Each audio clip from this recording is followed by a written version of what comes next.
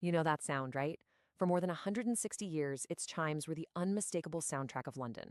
But then, in 2017, it just stopped.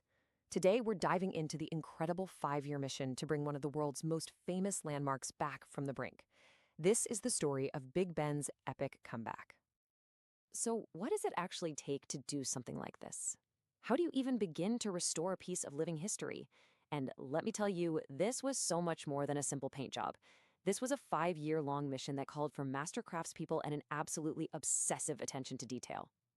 Okay, so first things first, a little bit of trivia for you. While pretty much everyone calls it Big Ben, that's actually the nickname for the massive bell inside. The tower itself is officially called the Elizabeth Tower, and it's a globally recognized structure, a true masterpiece of 19th century architecture. Now, to really get your head around the sheer scale of this challenge, just think about this. The structure has been standing tall for 166 years. It rockets 96 meters up into the London sky. And, it takes a pretty grueling 334 steps just to get to the top. Every single one of these numbers represented a massive, massive hurdle for the restoration team to overcome. So why did it all go silent? Well, by 2017, this beloved symbol was in some serious trouble.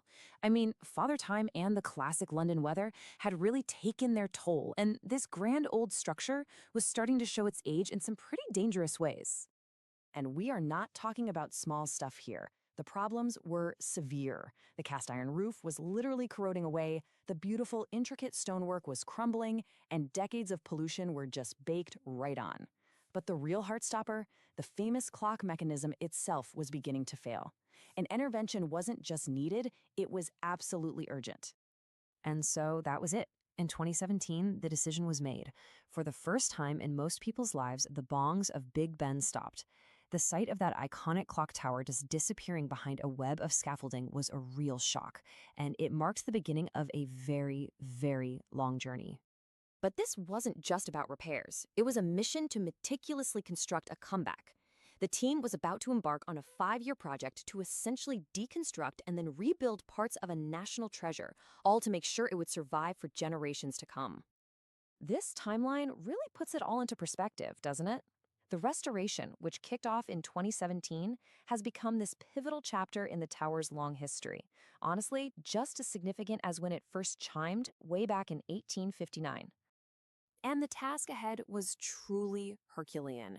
We're talking about repairing 700 square meters of iron roofing, carefully bringing the delicate stonework back to life, taking apart the entire 11.5-ton clock mechanism to fix it, and of course giving those iconic clock faces a complete and total overhaul. And here's the really cool part. This couldn't be done with just modern machinery. To truly honor the vision of the tower's original architects, the team had to revive these centuries-old skills. Traditional stonemasonry, gilding, glass cutting, you name it. It was like stepping back in time. Then, after 5 long years hidden from view, the moment of truth arrived in 2022. The scaffolding came down, and the reveal? Wow. It was absolutely breathtaking. A true masterclass in restoration that pretty much left the entire city stunned. And this right here might be the most incredible discovery of the entire project. For decades, literally everyone thought the clock faces were black. But it turns out that was just 150 years of grime and pollution. The team restored them to their original Victorian colors, a brilliant, vibrant Prussian blue and gold. What this project really embodies is a concept called conservation craftsmanship. It's this perfect, beautiful blend of honoring the old ways, the traditional skills, while using modern science and tech to make sure a structure doesn't just look good, but is protected for the long haul. And speaking of the modern side of things, tucked away deep inside this historic structure are some key upgrades. The lights behind the clock faces are now super energy-efficient LEDs, and for the very first time, there's an elevator inside. A crucial addition for maintenance that now sits right alongside those 334 original steps. So the project's success wasn't just celebrated by the public. Nope, it got the ultimate validation from the world of architecture, a nomination for the prestigious Reba Sterling Prize, which is Britain's highest architectural honor. I mean, just listen to this praise from the prize committee.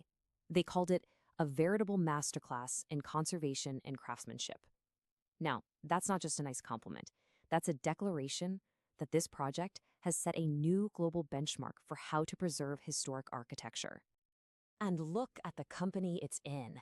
The Elizabeth Tower, a conservation project, is going head-to-head with brand-new, cutting-edge buildings. It's such a powerful reminder that great architecture isn't just about constructing the future, it's also about honoring and saving the masterpieces we already have.